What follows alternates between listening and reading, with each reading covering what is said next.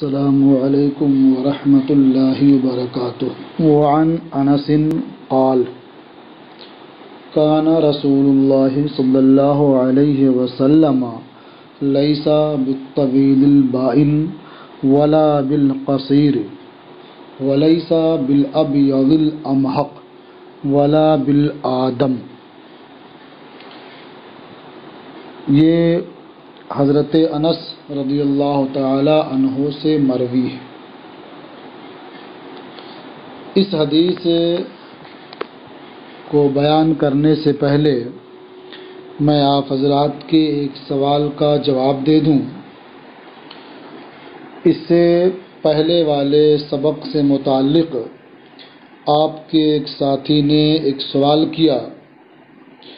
سوال یہ تھا کہ کتف، عاتق اور منکب میں کیا فرق ہے؟ چونکہ مہر نبوت کے تعلق سے جو حدیث ہے اس میں بینا کتفیہ کا لفظ ہے اور اردو میں اس کا معنی شانہ، کندھا کیا جاتا ہے، اور اسی طرح سے کتف، عاتق اور منکب تینوں کا معنی کندھا، شانہ اردو زبان میں کیا جاتا ہے۔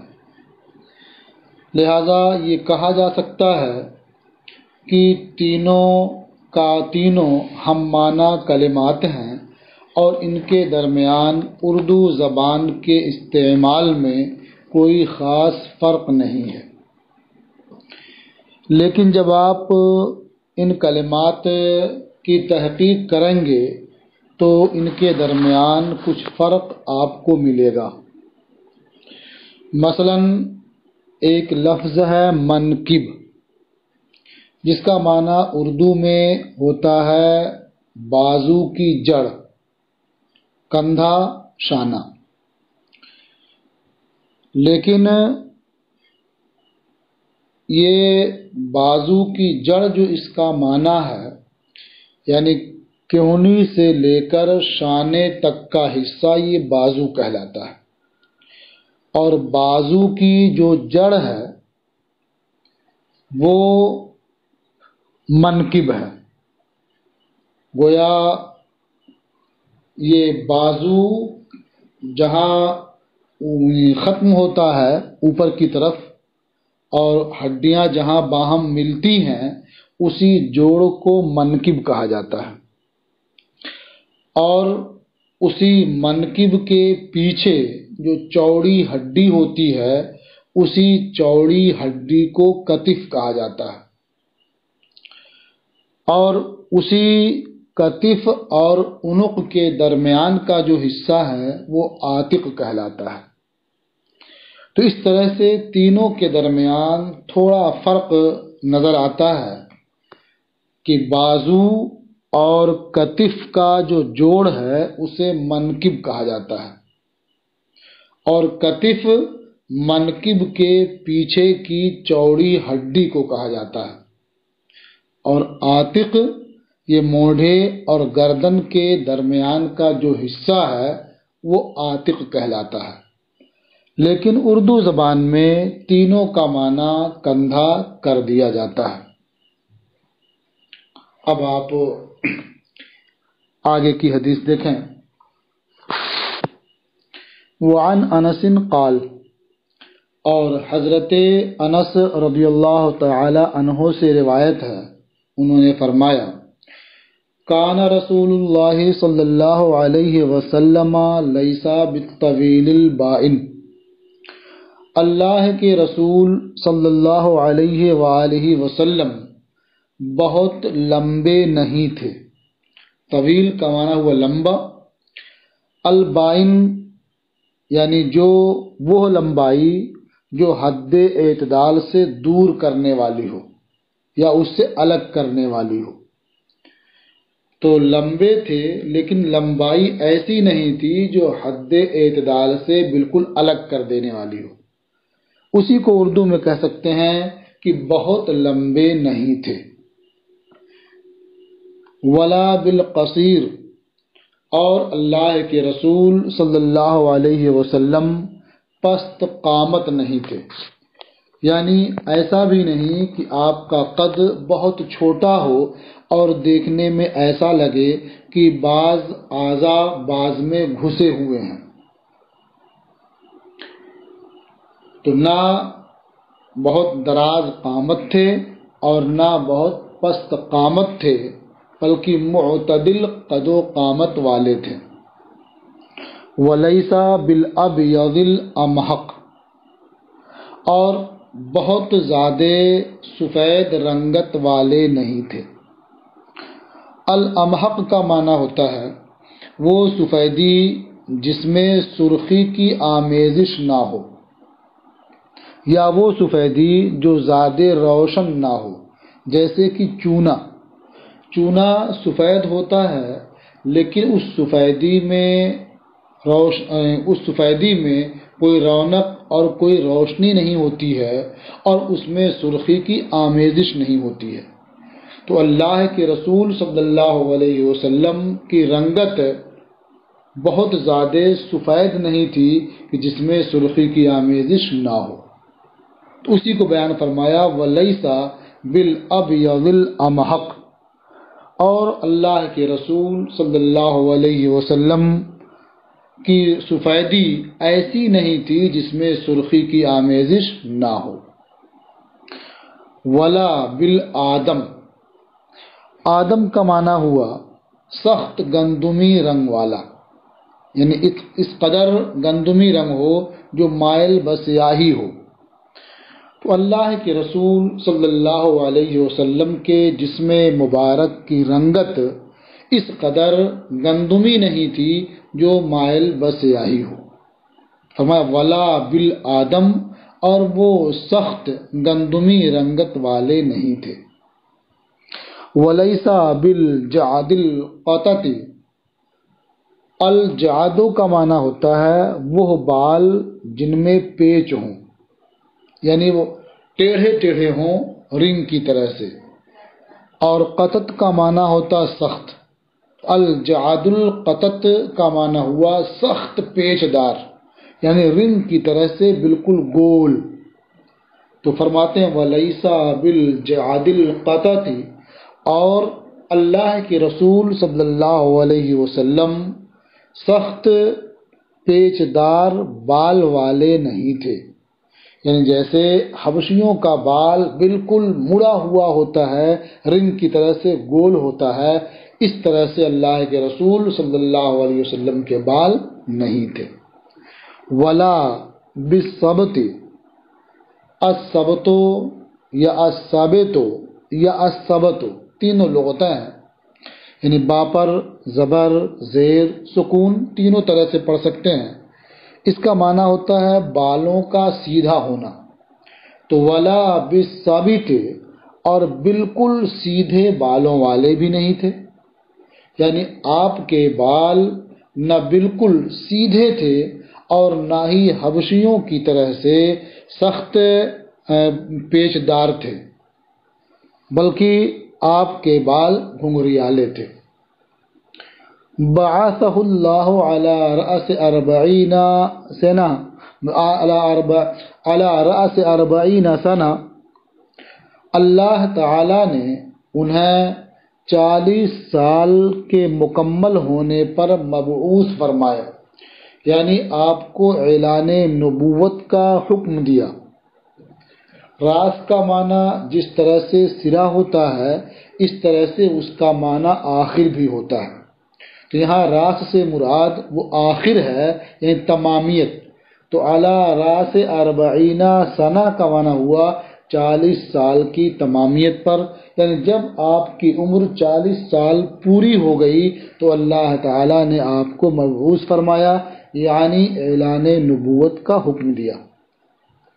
فَأَقَامَ بِمَكَّةَ 10 سنین وَبِالْمَدِينَةِ 10 سنین، تو اللہ کے رسول صلی اللہ علیہ وسلم نے اعلان نبوت کے بعد 10 سال مکہ میں قیام فرمایا اور مدینہ میں 10 سال قیام کیا۔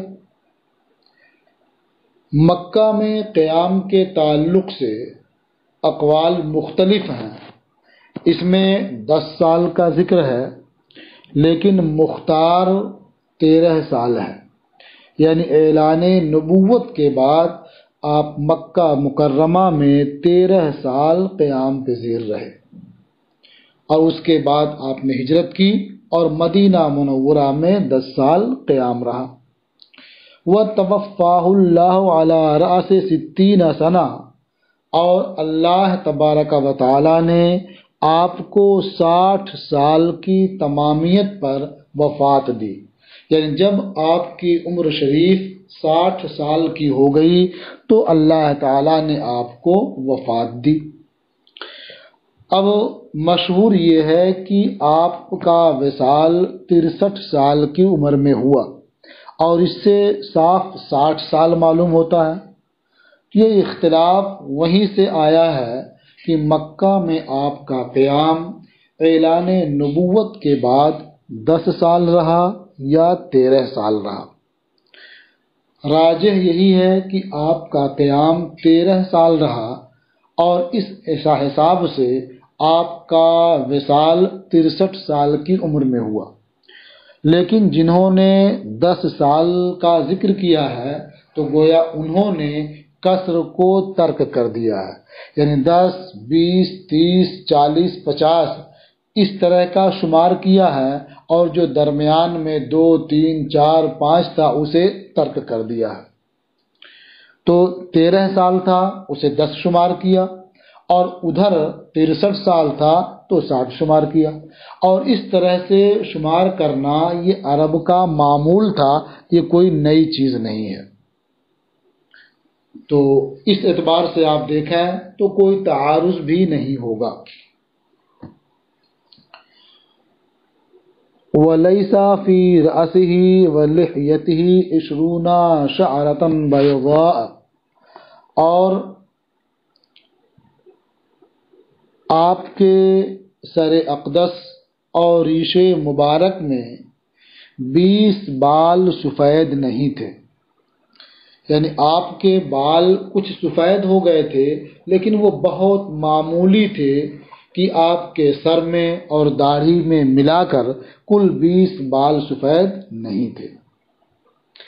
وفی روایت یصف النبی صلی اللہ علیہ وسلم قال، اور ایک روایت میں حضرت انس رضی اللہ تعالی عنہ نے نبی کریم صلی اللہ علیہ وسلم کا حلیہ بیان کرتے ہوئے فرمایا، کانا ربعۃ من القوم، ربعہ کا معنی ہوتا ہے معتدل قامت والا، تو کانا ربعۃ من القوم یعنی اللہ کے رسول صلی اللہ علیہ وسلم قوم میں معتدل قد و قامت کے تھے، لیسا بالطویل ولا بالقصیر، نہ لمبے تھے اور نہ پست قد تھے، ازہر اللون، چمکتی رنگت والے تھے، وقال، اور فرمایا، کانا شعر رسول اللہ صلی اللہ علیہ وسلم الی انصاف اذنیہ، اللہ کے رسول صلی اللہ علیہ وسلم کے بال ان کے کانوں کے نصف تک تھے۔ وفی روایت بین اذنیہ وعاتقہ، اور ایک روایت میں ہے کہ آپ کے بال آپ کے کانوں اور آپ کے شانے کے درمیان تھے۔ یہ روایت متفق علیہ ہے۔ اور امام بخاری کی روایت میں ہے کہ حضرت انس رضی اللہ تعالی عنہ نے فرمایا، کانا زخم الرأس والقدمین، کہ اللہ کے رسول صلی اللہ علیہ وسلم بھاری سر اور بھاری قدم والے تھے۔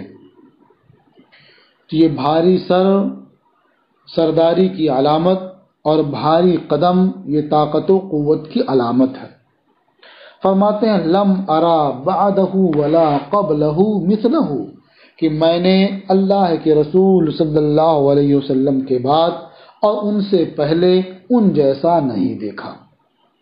وکانا بسط الکفین، اور سرکار کشادہ ہتھیلی والے تھے، وفی اخرى لہو، اور ان کی دوسری روایت میں ہے، فرمایا کانا شسن القدمین والکفین، کہ اللہ کے رسول صلی اللہ علیہ وسلم بھاری قدموں اور بھاری ہتھیلیوں والے تھے۔ اس حدیث میں ایک چیز آپ کے لیے تشویش کا باعث ہو سکتی ہے، وہ یہ کہ اللہ کے رسول صلی اللہ علیہ وسلم کے بال کے تعلق سے یہ بیان کیا گیا کہ وہ کانوں کے درمیان تک تھے، اور ایک روایت میں ہے کہ کان اور کندھے کے درمیان تھے۔ تو ظاہر بات ہے کہ دونوں میں تو فرق معلوم ہوتا ہے، لیکن آپ غور کریں گے تو اس میں کوئی تضاد نہیں ہے۔ جب اللہ کے رسول صلی اللہ علیہ وسلم اپنے بال کٹا لیتے تھے تو اس وقت آپ کے بال آپ کے کانوں کے نصف تک ہوتے تھے، اور جب بال کٹائے ہوئے کچھ زمانہ گزر جاتا تو بڑھتے بڑھتے وہ بال آپ کے کانوں سے نیچے اور کندھے کے قریب پہنچ جاتے۔ اسی لیے بعض دوسری روایتوں میں ہے کہ آپ کا بال آپ کے کانوں کی لو تک پہنچا ہوا تھا، یا آپ کا بال آپ کے کندھوں کو چھو رہا تھا۔ یہ جو اختلاف ہے وہ صرف اسی بنیاد پر، کبھی آپ نے بال کٹا لیا، اس وقت کسی نے دیکھا تو کہا کہ دونوں کانوں کی نصف تک تھا، اور اس کے بہت کچھ دنوں گزر جانے کے بعد کسی نے دیکھا تو کہا کہ کانوں کی لو تک تھا، اور دن گزر گئے تب کسی نے دیکھا تو کہا کہ کندھے اور کانوں کے درمیان تھا، اور کچھ زمانہ گزر گیا تو کہا کہ ان کے بال کندھوں کو چھو رہے تھے۔ تو اس طرح سے جو مختلف روایتیں ہیں یہ آپ کے بال کا بیان مختلف اوقات کے اعتبار سے ہے۔ وعن البراء قال، اور حضرت براء سے روایت ہے، انہوں نے بیان کیا، کان رسول اللہ صلی اللہ علیہ وسلم مربوعا، آپ نے اوپر پڑھا تھا ربعۃ من القوم، اسی ربعہ سے یہ مربوع ہے، یعنی اللہ کے رسول صلی اللہ علیہ وسلم درمیانی قد و قامت کے تھے، بعید ما بین المنکبین، دونوں شانوں کے درمیان دوری والے تھے۔ دونوں شانے کب دور ہوں گے؟ جب آدمی کا سینہ کشادہ ہوگا، چوڑا ہوگا، تو دونوں شانے ایک دوسرے سے دور ہوں گے۔ تو گویا بعید ما بین المنکبین کہہ کر کے یہ بتانا چاہتے ہیں کہ آپ کشادہ سینے والے تھے۔ لہو شعر بلغ شحمت اذنیہ، آپ کا بال آپ کے کانوں کی لو تک پہنچا ہوا تھا۔ رأیتہ فی حلۃ حمراء، میں نے آپ کو سرخ جوڑے میں دیکھا۔ حلہ کا معنی ہوتا ہے جوڑا، یعنی ازار اور چادر دونوں ایک قسم کی ہو تو اسے حلہ کہا جاتا ہے۔ اور یہ حمرا کا لفظ ہے، تو حمرا کا سے مراد یہ نہیں کہ وہ جوڑا بالکل سرخ تھا، بلکہ اس سے مراد یہ ہے کہ اس جوڑے میں سرخ لکیریں تھیں، سرخ دھاریاں بنی ہوئی تھیں۔ اور اگر بالفرض حمرا سے مراد سرخ ہی ہو تو اس سے یہ نہیں کہا جا سکتا کہ سرخ جوڑا مردوں کے لیے پہننا یہ بہتر ہے، اس لیے کہ یہ پہننا سرکار کی خصوصیات سے بھی ہو سکتا ہے۔ اور اس میں جو کہا گیا کہ آپ کے بال آپ کی کانوں کی لو تک پہنچتے تھے، پھر آگے کہا جا رہا ہے، فرماتے ہیں اسی روایت میں آگے چل کر کے کہ لم ارا شیئا قط احسن منہ، کہ میں نے کبھی کوئی چیز سرکار سے زیادہ خوبصورت نہیں دیکھی۔ یہ متفق علیہ ہے۔ اور امام مسلم کی روایت میں فرمایا ما رأیت من ذی لمۃ احسن فی حلۃ حمراء من رسول اللہ صلی اللہ علیہ وسلم، میں نے کسی زلف والے کو سرخ جوڑے میں اللہ کے رسول صلی اللہ علیہ وسلم سے زیادہ خوبصورت نہیں دیکھا۔ اب یہاں لفظ آیا ہے لمہ کا، تو آپ یہ ذہن میں رکھیں کہ جو بال ہوتے ہیں ان کے لیے سر کے جو بال ہوتے ہیں ان کے لیے 3 کلمات استعمال کیے جاتے ہیں۔ ایک کلمہ ہے جمہ، ایک کلمہ ہے لمہ، اور ایک کلمہ ہے وفرا۔ جو بال کندھے تک ہوں انہیں جمہ کہا جاتا ہے، اور جو کان سے نیچے تک ہوں انہیں لمہ کہا جاتا ہے، اور جو کانوں تک صرف ہوں انہیں وفرا کہا جاتا ہے۔ تو گویا جب سرکار کی زلف آپ کے کانوں تک ہوتی، نیچے نہیں آتی، اس زلف کو وفرا کہا جاتا، اور جب وہ زلف کان سے نیچے آ جاتی تو اسے لمہ کہا جاتا، اور جب وہ زلف کندھے تک پہنچ جاتی تو اسے جمہ کہا جاتا۔ تو گویا بال کے لیے 3 نام ہیں، جمہ، لمہ، وفرا۔ تو یہاں کہا گیا من ذی لمۃ، اردو میں اس کا معنی زلف کر سکتے ہیں، اور لمہ، جمہ، وفرا تینوں کا معنی زلف کیا جا سکتا ہے۔ شعرہ یضرب منکبیہ، ان کا بال ان کے کانوں کو، ان کے شانوں کو چھوتا تھا۔ بعید ما بین المنکبین، دونوں شانوں کے درمیان دوری والے تھے، یعنی ان کا سینہ کشادہ تھا۔ لیسا بالطویل ولا بالقصیر، وہ لمبے نہیں تھے اور نہ پست قد تھے۔ وعن سماک بن حرب عن جابر بن سمرہ، اور سماک بن حرب سے روایت ہے، وہ جابر ابن سمرہ سے روایت کرتے ہیں، انہوں نے فرمایا کان رسول اللہ صلی اللہ علیہ وسلم ضلی الفم اشکل العین منحوش العقبین، اللہ کے رسول صلی اللہ علیہ وسلم ضلی الفم اشکل العین منحوش العقبین تھے۔ تو یہ بڑی حیرانی کی بات ہوئی۔ قیلا لسماکن ما ضلی الفم، حضرت سماک بن حرب سے پوچھا گیا کہ ضلی الفم کا معنی کیا ہے؟ قالا عظیم الفم، تو انہوں نے فرمایا کہ ضلی الفم کا معنی ہے عظیم الفم۔ تو اب مطلب یہ ہوا کہ اللہ کے رسول صلی اللہ علیہ وسلم کشادہ دہن تھے۔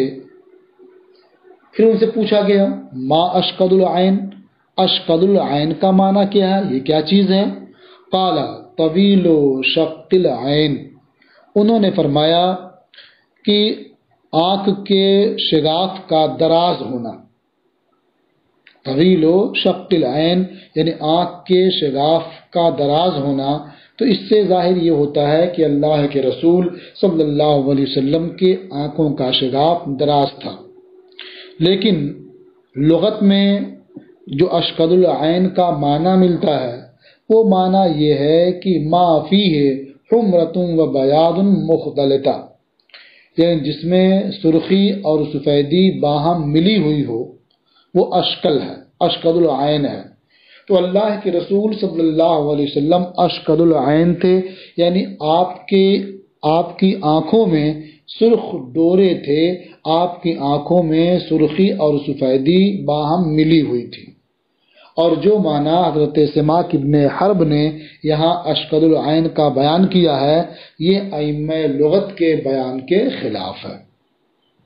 پھر ان سے پوچھا گیا ما منحوش العقبین، منحوش العقبین کیا چیز ہے؟ قال قلیل لحم العقب، یعنی ایڑی کے گوشت کا کم ہونا، یعنی آپ ایڑی پر کم گوشت والے تھے۔ یہ بھی ایک طرح کا حسن ہے، اس لیے کہ جب ایڑی پر گوشت زیادہ ہوتا ہے تو ایسا لگتا ہے کہ اس کا پاؤں کسی چیز میں رکھا ہوا الگ سے۔ تو ایڑی پر جب گوشت کم ہوتا ہے تو لگتا ہے کہ اس کی پڈلیاں الگ سے کسی چیز میں، کسی برتن میں رکھی نہیں ہیں۔ تو اللہ کے رسول صلی اللہ علیہ وسلم ایڑی پر کم گوشت والے تھے۔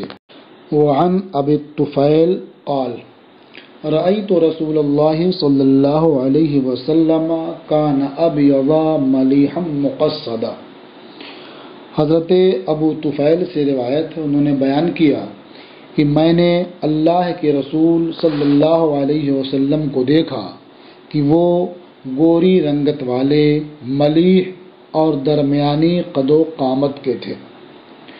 ابیض کے بعد ملیح کا لفظ لائے ہیں یہ بتانے کے لیے کہ وہ خالص چونے کی طرح سفید نہیں تھے، بلکہ ملیح تھے۔ ملوحت کے بارے میں کہا گیا کہ ملوحت حسن کی ایسی صفت ہے جو آنکھوں کو بھاتی ہے، یہ دیکھنے میں اچھا لگتا ہے اور اسے دیکھ کر کے دل میں سرور پیدا ہوتا ہے، اور جب آدمی بیان کرنا چاہتا ہے تو اس کی خوبی بیان کرنے سے زبان قاصر ہوتی ہے، اسے کہتے ہیں ملیح۔ دیکھنے میں اچھا لگے، اسے دیکھ کر کے دل میں سرور پیدا ہو، اور جب اس کی خوبی بیان کرنا چاہیں تو زبان اس سے قاصر ہو۔ تو سرکار گوری رنگت والے ملیح تھے، اور مقصدن اس کا معنی متوسطن، یعنی درمیانی قد و قامت کے تھے، نہ لمبے تھے اور نہ پست قد تھے۔ اسی کو اعلیٰ حضرت رحمۃ اللہ تعالی علیہ نے اور دوسری احادیث کی روشنی میں بیان کیا ہے، فرمایا ہے حسن کھاتا ہے جس کے نمک کی قسم، وہ ملیح دلارا ہمارا نبی۔ اور ایک دوسرے شعر میں فرمایا ہے ذکر سب پھیکے جب تک نہ مذکور ہو، نمکی حسن والا ہمارا نبی۔ تو ملیح یہ حسن کی بہت اعلیٰ اور بہت عمدہ صفت ہے۔ وعن ثابت قال، اور حضرت ثابت بنانی سے روایت ہے، انہوں نے بیان کیا سئل انس عن خضاب رسول اللہ صلی اللہ علیہ وسلم، کہ حضرت انس سے اللہ کے رسول صلی اللہ علیہ وسلم کے خضاب کے بارے میں دریافت کیا گیا، فقال، تو انہوں نے فرمایا انہ لم یبلغ ما یخضب، یعنی اللہ کے رسول صلی اللہ علیہ وسلم اس حد کو نہیں پہنچے تھے کہ وہ خضاب کریں، یعنی آپ کے بال اتنے زیادہ سفید نہیں ہوئے تھے کہ آپ کو بالوں میں خضاب کرنے کی ضرورت محسوس ہو۔ اب کتنے کم تھے اس کی طرف اشارہ کرتے ہوئے فرماتے ہیں لو شئت ان اعد شمطاته فی لحیته، اگر میں سرکار کی ریش مبارک میں سفید بالوں کو شمار کرنا چاہتا۔ وفی روایت، اور دوسری روایت میں ہے لو شئت ان اعد شمطات كنا فی راسه فعلت، اگر میں سرکار کے سر اقدس میں سفید بالوں کو شمار کرنا چاہتا تو شمار کر لیتا۔ اس کا مطلب آپ کے سر اقدس اور ریش مبارک میں سفید بال بہت کم تھے، جیسا کہ آپ پہلے سن چکے ہیں کہ 20 بال بھی سب ملا کر نہیں تھے۔ یہ متفق علیہ ہے۔ وفی روایت لمسلم، اور امام مسلم کی روایت میں فرمایا انما کان البیاض فی انفقته وفی الصدغین وفی الراس نبض، یعنی سفیدی آپ کے انفقہ میں تھی۔ انفقہ کہتے ہیں نیچے والے ہونٹ کے نیچے اور تھوڑی سے اوپر جو بال اگتے ہیں انہیں انفقہ کہتے ہیں، تو ان بالوں میں کچھ سفیدی تھی۔ وفی الصدغین، اور آپ کی کنپٹی میں یعنی رخسار کے بغل جو بال اگتے ہیں اس میں کچھ سفیدی تھی، اور سر میں کچھ بال سفید تھے، یعنی بہت معمولی بال آپ کے سفید تھے، چند انفقہ میں اور چند صدغین میں اور چند سر میں۔ وعن انس قال، اور حضرت انس سے روایت ہے، فرمایا کان رسول اللہ صلی اللہ علیہ وسلم اظہر اللون، اللہ کے رسول صلی اللہ علیہ وسلم تابندہ روشن رنگت والے تھے، یعنی آپ کا رنگ ایسا تھا کہ اس سے گویا روشنی پھوٹتی تھی، وہ رنگ چمکتا تھا۔ اب جب اس رنگت پر پسینہ ہوتا تھا تو ایسا لگتا تھا جیسے وہ موتی ہو۔ فرماتے ہیں کأن عرقہ اللؤلؤ، ایسا لگتا تھا کہ سرکار کا پسینہ موتی ہے۔ اذا مشا تکفأ، جب سرکار پیدل چلتے تو آگے کی طرف مائل ہوتے۔ تکفأ کا ایک معنی ہوا کہ چلنے میں آگے کی طرف مائل ہونا، جھکا ہونا، اور تکفا کا ایک معنی یہ بھی ہے کہ آپ اپنے پورے پاؤں کو قوت سے اٹھاتے، یعنی ایسا نہیں ہے کہ تھوڑا پاؤں اٹھا اور تھوڑا گھسیٹ لیا اور آگے بڑھ گئے، بلکہ آپ ہر پاؤں کو پورا پورا اٹھاتے تھے۔ جو آپ چلتے تو پوری قوت سے پاؤں اٹھاتے، یا جب آپ چلتے تو آگے کی طرف مائل ہوتے۔ اس کے تعلق سے مختلف تشبیہیں بیان کی گئی ہیں۔ اگر آپ جب چلتے تو ایسے آگے کی طرف مائل ہوتے جیسے کوئی اوپر سے نیچے اترتا ہے تو آگے کی طرف مائل ہوتا ہے۔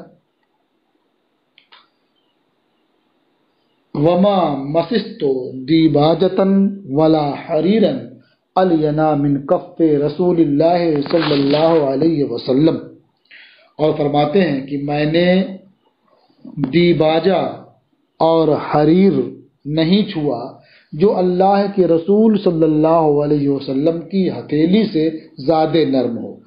حریر کا معنی ہوتا مطلقاً ریشم، اور دیباجہ یہ ایک خاص قسم کا ریشم ہوتا ہے، یعنی ریشم مطلقاً ریشم کی ایک قسم دیباجہ ہے۔ تو فرماتے ہیں کہ نہ میں نے کوئی دیباجہ چھوا اور نہ ہی مطلقاً کوئی ریشم چھوا جو اللہ کے رسول صلی اللہ علیہ وسلم کی ہتھیلی سے زیادہ نرم ہو۔ ولا شممت مسکن ولا عنبرتن اطیبا من رائحۃ النبی صلی اللہ علیہ وسلم، اور نہ ہی میں نے مشک و عنبر سونگھا جو نبی کریم صلی اللہ علیہ وسلم کے بدن کی خوشبو سے زیادہ پاکیزہ ہو، یعنی کوئی مشک کوئی عنبر اللہ کے رسول صلی اللہ علیہ وسلم کے پسینے سے زیادہ پاکیزہ اور عمدہ نہیں سونگھا۔ وعن ام سلیم ان النبی صلی اللہ علیہ وسلم کان یاتیہا، اور حضرت ام سلیم رضی اللہ تعالی عنہا سے روایت ہے کہ نبی کریم صلی اللہ علیہ وسلم ان کے گھر تشریف لاتے تھے۔ کان یاتیہا، ان کے یہاں تشریف لاتے تھے، فیقیل عندہا، اور ان کے گھر قیلولہ کرتے تھے۔ قیلولہ کا مطلب دن میں کھانا کھانے کے بعد آرام کرنا۔ تو سرکار ان کے یہاں تشریف لاتے اور ان کے گھر قیلولہ کرتے تھے۔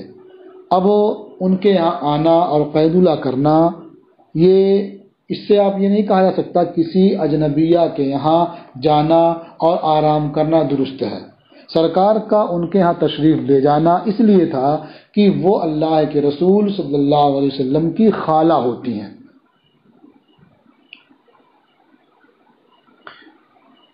فَتَبْسُطُ نَتْعًا فَيَقِيلُ عَلَيْهِ، سرکار جب حضرت ام سلیم رضی اللہ تعالی عنہا کے گھر تشریف لے جاتے تو وہ سرکار کے لیے چمڑے کا بستر بچھا دیتی، فَيَقِيلُ عَلَيْهِ، تو سرکار اس بستر پر قیلولہ فرماتے۔ وَكَانَ كَثِيرَ الْعَرَقِ، اور اللہ کے رسول صلی اللہ علیہ وسلم زیادہ پسینے والے تھے، یعنی آپ کے جسم میں پسینہ زیادہ ہوتا تھا۔ فَكَانَتْ تَجْمَعُ عَرَقَهُ، تو حضرت ام سلیم سرکار کے جسم کا پسینہ جمع کرتی تھیں، فَتَجْعَلُهُ فِي الطِّيبِ، اور اسے خوشبو میں ملاتی تھیں۔ فقال النبی صلی اللہ علیہ وسلم یا ام سلیم ما ھذا، نبی کریم صلی اللہ علیہ وسلم نے پوچھا ام سلیم یہ کیا ہے، یعنی یہ پسینہ کیوں جمع کر رہی ہو، کیا کرو گی اس کا؟ قالت عرقک، حضرت ام سلیم نے فرمایا کہ آپ کا پسینہ ہے، نجعلہ فی طیبنا، ہم اس پسینے کو اپنی خوشبو میں ملاتے ہیں۔ وَهُوَ مِنْ أَطْيَبِ الطِّيبِ، اور یہ پسینہ خوشبو میں سب سے پاکیزہ سب سے عمدہ ہے۔ اور ایک روایت میں ہے حضرت ام سلیم نے فرمایا یا رسول اللہ نرجو برکتہ لصبیاننا، یعنی ہم پسینے کو خوشبو میں ملاتے ہیں اور اسے استعمال کرتے ہیں، ہم اپنے بچوں کے لیے اس کی برکت کی امید رکھتے ہیں۔ قال اصبت، تو اللہ کے رسول صلی اللہ علیہ وسلم نے ارشاد فرمایا اصبت، تو نے ٹھیک کام کیا، یعنی تیرا یہ خیال کرنا کہ اس پسینے سے ہمارے بچوں کو برکت ملے گی یہ صحیح ہے، اور تمہارا پسینے کو جمع کرنا، خوشبو میں ملانا اور اسے استعمال کرنا یہ درست ہے۔ یہ متفق علیہ ہے۔ وعن جابر بن سمورہ قال، اور حضرت جابر ابن سمورہ سے روایت ہے۔ اس روایت سے پہلے آپ دیکھیں کہ حضرت ام سلیم رضی اللہ تعالی عنہا کا جو عمل تھا، گویا اس عمل کی طرف اور اس حدیث کی طرف اشارہ کرتے ہوئے اعلیٰ حضرت امام احمد رضا قدس سرہ نے فرمایا ہے، واللہ جو مل جائے میرے گل کا پسینہ، مانگے نہ کبھی عطر نہ پھر چاہے دلہن پھول۔ تو آپ دیکھیں کہ آپ کے اشعار میں گویا ایک ایک حدیث کی کیسی منظر کشی ہوتی ہے کہ آپ اشعار پڑھتے جائیں اور احادیث اس کے ذہن میں آپ سمجھتے جائیں۔ تو اس سے معلوم ہوا کہ نبی کریم صلی اللہ تعالی علیہ وسلم یہ ہماری اور آپ کی طرح سے نہیں تھے، ہماری طرح نہیں تھے، آپ کی طرح نہیں تھے، بلکہ اللہ کے رسول صلی اللہ علیہ وسلم تمام مخلوقات میں سب سے ممتاز، سب سے اعلیٰ اور سب سے اولیٰ تھے۔ حضرت جابر ابن سمورہ سے روایت انہوں نے بیان کیا، صلیت مع رسول اللہ صلی اللہ علیہ وسلم صلاۃ الاولی، میں نے اللہ کے رسول صلی اللہ علیہ وسلم کے ساتھ پہلی نماز ادا کی۔